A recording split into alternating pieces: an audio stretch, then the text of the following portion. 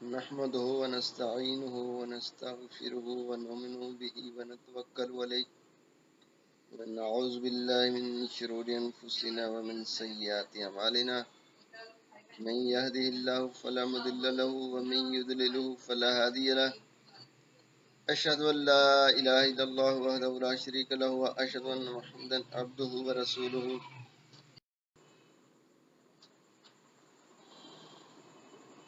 میں نے آج ارادہ کیا ہے کہ گھریلو ماحول کو خوشگوار بنانے کے لیے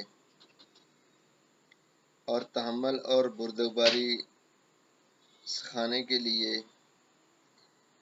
وہ حدیث بیان کر دوں جس میں حضرت فاطمہ رضی اللہ تعالیٰ عنہ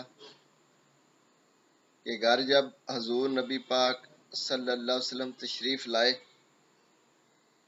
کہ دیکھا کہ حضرت علی گھر میں موجود نہیں، تو آپ نے حضرت فاطمہ تو زہرا رضی اللہ تعالیٰ عنہ سے دریافت فرمایا کہ علی کہاں ہیں؟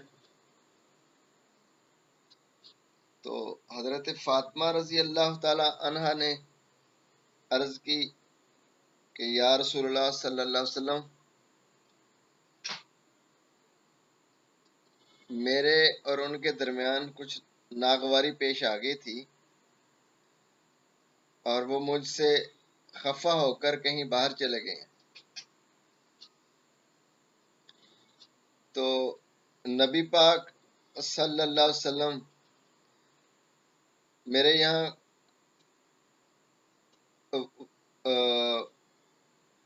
حضرت علی رضی اللہ تعالیٰ عنہ قیلولہ وغیرہ بھی کرتے تھے گھر میں، تو آپ عرض کرنے لگیں یا رسول اللہ آج قیلولہ بھی نہیں انہوں نے کیا، تو وہ باہر تشریف لے گئے ہیں۔ اس کے بعد نبی پاک صلی اللہ علیہ وسلم نے ایک شخص کی ڈیوٹی لگائی کہ وہ ان کو تلاش کریں کہ وہ کہاں ہیں، تو وہ شخص آپ کی خدمت میں حاضر ہوا۔ اس نے بتایا کہ آپ یعنی حضرت علی کرم اللہ وجہ تعالی مسجد میں ہیں۔ پھر نبی پاک صلی اللہ علیہ وسلم خود بنفس نفیس مسجد میں گئے اور آپ نے دیکھا کہ آپ ایک چادر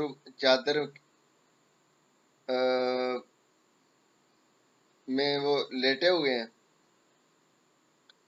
اور چادر کے پلو بھی گرگے ہوئے ہیں اور جسم مبارک پر مٹی لگی ہوئی ہے۔ تو حضور سرور کائنات صلی اللہ علیہ وسلم نے جسم سے دھول جھاڑتے ہوئے فرما رہے ہیں کہ اٹھو ابو تراب اٹھو۔ اور یہ بات یوں بھی ہے کہ پھر حدیث بخاری میں تو اتنا ہی ہے جس کا میں نے مفہوم بیان کیا ہے۔ تو اس حدیث سے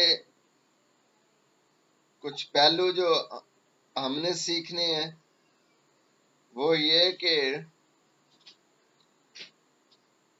انسان ہے، خواہ وہ بڑی ہستی ہو یا ہم جیسے عام انسان ہوں، خاص ہوں، تو یہ ناگواری پیدا ہو ہی جاتی ہے۔ دیکھیے، ان سے زیادہ اچھی جوڑی کائنات میں کوئی دوسری نہیں ہوئی انبیاء کے بعد، جو حضرت علی اور حضرت فاطمہ کی جوڑی تھی۔ تو ان کے درمیان بھی گھر میں ایسا موقع آیا ہے جو حدیث میں درج ہے بات کہ ناگواری ہوئی ہے، تو اس کو پھر کیسے ہینڈل کیا ہے کہ حضرت فاطمہ نے کوئی لمبی چوڑی شکایتیں نہیں کی اور کوئی لمبی چوڑی باتیں نہیں کی، اور پھر حضور نبی پاک صلی اللہ علیہ وسلم نے بھی قریت کے کچھ نہیں پوچھا کہ بھائی کیا ہوا، کیوں ہوا، کیسے ہوا۔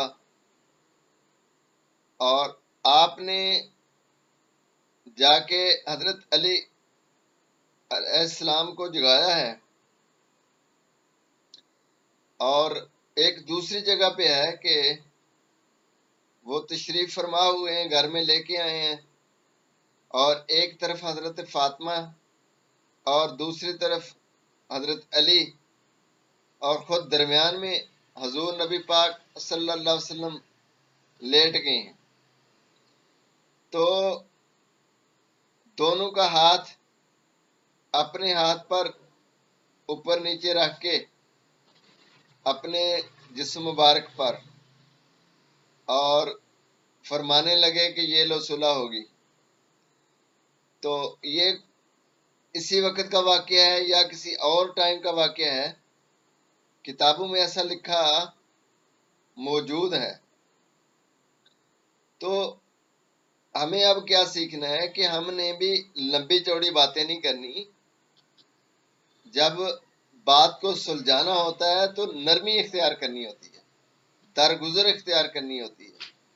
جب دوسروں کی باتیں سننے لگ جاؤ اور اس میں سے گناہ نکالنے لگ جاؤ تو پھر صلح کھٹائی میں پڑ جاتی ہے۔ معاملے کو درگزر سے حل کیا جا سکتا ہے۔ اس کی ایک اور مثال میں دیتا ہوں کہ ہمارے گاؤں میں رشتہ، وہ جو فقیر لوگ ہوتے ہیں جس کو گاؤں میں کمی کہتے ہیں، تو ہمارے گاؤں میں ان کو فقیر بھی کہتے تھے۔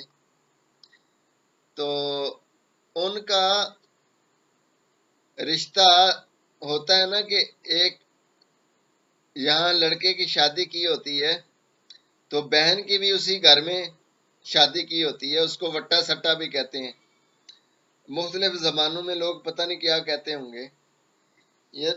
جس گھر میں جس لڑکی سے لڑکے کی شادی ہوئی ہے، اس کے بھائی کی شادی بھی اسی گھر میں ہوئی ہے، یعنی ادھر سے بھی ایک لڑکی اور ایک لڑکا، ادھر سے بھی ایک لڑکی اور لڑکا، تو وہ آپس میں شادی ہوئی تھی۔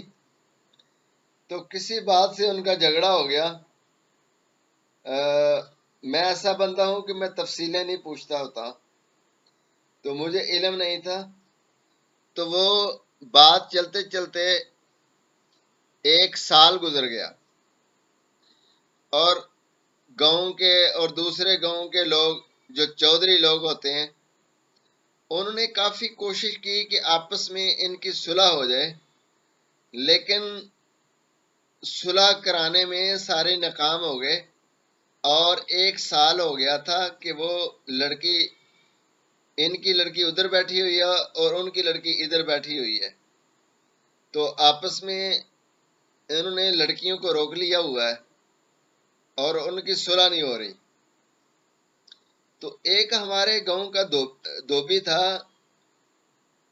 اس نے مجھے ایسے ہی، بس میں وہ دانے لے کے مشین پہ جا رہا تھا گندم کے، اور ان کی پسوائی کروانی تھی، تو اس نے مجھے کہا کہ بھئی چودھری سراج کا بھی ایک چودھری اٹھا تھا تو اس نے بھی یہ صلح نہیں کرائی۔ تو میں نے کہا بھئی معاملہ کیا ہے؟ اس نے کہا بھئی یہ ان کی شادی کو سال ہو گیا ہے، یہ لڑکیاں ادھر ادھر رکی ہوئی ہیں، تو آپ کو نہیں پتا؟ میں نے کہا بھئی مجھے تو پتا نہیں۔ تو اس نے کہا کہ یہ ابھی تک ان کا معاملہ سیٹ نہیں ہوا، 1 سال ہو گیا۔ تو میں نے اسی وقت اس لڑکے کو بلایا اور میں نے کہا بھئی یہ گندم، وہ جو جس کو پسوانا تھا، یہ آپ یہ لے جائیں تو میں آپ کے کام جاتا ہوں۔ یہ کیا بات ہوئی؟ کوشش کرتے ہیں، صلح تو اللہ کی طرف سے ہونی ہے۔ تو میں چلا گیا، اور جب میں گیا تو وہ اس گاؤں میں کافی سارے لوگ کٹھے ہو کے تاش وغیرہ ایک دکان پہ کھیل رہے تھے۔ تو انہوں نے کہا یہ چودھری صاحب آج کدھر آئے ہیں؟ تو ایک بندہ بولا جی ادھر ہی آئے ہیں جدھر پہلے سارے چودھری آتے ہیں، شاید یہ بھی ادھر ہی آئے ہیں۔ تو مجھے پوچھنے لگے ادھر ہی آئے ہو جناب؟ اور میں نے کہا بھائی میں تو ابھی نماز پڑھنی ہے، بعد میں بات ہوگی، تو یہ جو صاحب ہیں میں نے ان سے ملنا ہے، بات کرنی ہے کوئی. تو اس نے کہا جی میں پھر گھر چلا جاتا ہوں، آپ آ جائیں نماز پڑھ کے. تو میں چلا گیا اس کے گھر، تو وہ مجھے باتیں سنانے لگا. میں نے کہا بھائی نہیں، مجھ میں اتنی قوت نہیں ہے کہ میں اتنی باتیں سنوں. میری ایک شارٹ سی بات ہے، اگر آپ وہ سن لیں تو میں تو پیغام آپ سے بات کرنے آیا ہوں. اس نے کہا جی بتائیں جی کیا بات ہے. میں نے کہا بھی آپ نہیں چاہتے آپ کی بیٹی بسے، اس کا گھر آباد ہو، اور آپ کے بیٹے کا بھی گھر بسے، وہ بھی آباد ہو. اس نے کہا یہ کون نہیں چاہتا. تو میں نے کہا اگر آپ چاہتے ہیں نا تو جو ہو چکا وہ ہو چکا، اس کو آپ درگزر کریں، اس کو چھوڑ دیں. یہ یہاں کوئی فیصلے نہیں کر سکتا کہ کس نے زیادتی کی، کس نے کم کیا، کس نے زیادہ کیا، گناہ کس کا ہے. میں نے کہا اس کو چھوڑ دو، مٹی ڈالو اس پہ. تو آپ اگر چاہتے ہیں کہ آپ کے بیٹی اور بیٹے کا گھر بسے تو میں آپ کو بسا کے دیتا ہوں. اس نے کہا وہ کیسے. میں نے کہا بس آپ میری مانتے چاہیں تو میں نے کہا یہ مسئلہ حل کر دیتے. اس نے کہا جی کیسے. میں نے کہا ابھی تک وہ جو ہمارے گاؤں کا لڑکا تھا نا، اس کے ہاں اللہ نے بیٹا بھی دیا تھا. تو میں نے کہا ابھی تک ان کو بیٹا بھی دیکھنے نہیں دیا. میں ایک بندے کو بھیجتا ہوں، آپ ان کو بیٹا تو دیکھنے دینا. پھر وہ بچہ آئے گا تو وہ آ کے تو یہ اپنی بیوی کو ساتھ لے جائے گا. اور جب آپ کا بیٹا آئے گا باہر سے، اس نے کہا جی بیٹا میرا کام پہ گیا ہوا ہے. تو میں نے کہا وہ آئے گا تو اس کو بھیجنا، ہم ادھر سے بچی کو بھیج دیں گے. تو اس نے میری بات مان لی. میں نے ادھر سے ایک بندے کو بھیجا، اس نے وہ بچہ ادھر سے لے آیا. اور پیچھے سے لوگ جب ایک لڑکا آیا تھا، اس نے جی ایسے ہی باتوں میں لگا کے بیٹا چھین لیا ہے. جب مجھے اطلاع ہوئی تو میں نے کہا بیٹا واپس کر کے آؤ. تو پھر میں نے جب ان کا بیٹا آ گیا تو میں نے کہا جاؤ بھائی جا کے اپنی بیٹی لڑکے کو بھیجا کہ اپنی بیوی کو لے کے آؤ. تو انہوں نے بھیج دیا، پھر ان کو بھی میں نے بھیج دیا. تو صلح ہوگی 1 سال کے بعد. اگر باتیں سننے لگ جاؤ، باتیں کرنے لگ جاؤ، تو بات بنتی بنتی بھی وہ نہیں بنتی.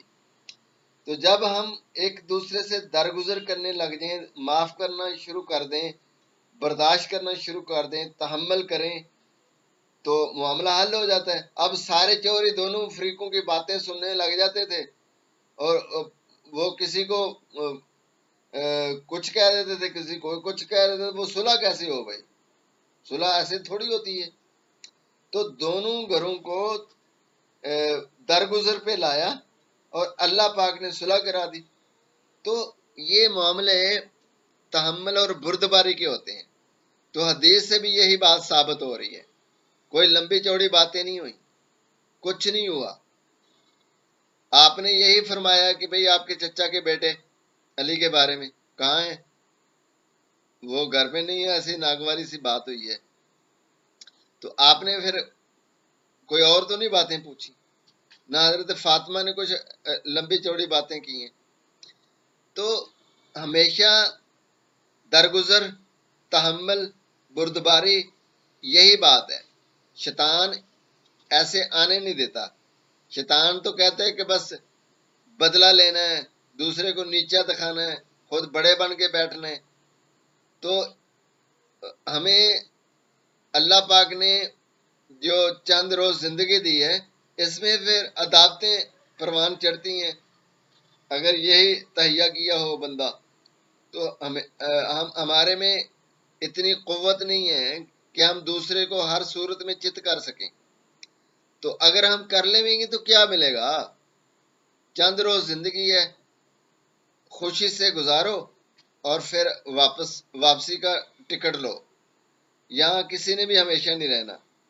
تو آج ہمارے پاس ٹائم ہے کہ ہم دوسروں سے اچھا برتاؤ کر کے، درگزر کر کے، صلح جوئی سے اپنی زندگی گزاریں. یہاں بھی خوشحالی، اور آگے پھر اللہ نام دیتا ہے. ایسی رویے کو اللہ پسند فرماتا ہے، اللہ کا رسول پسند فرماتا ہے.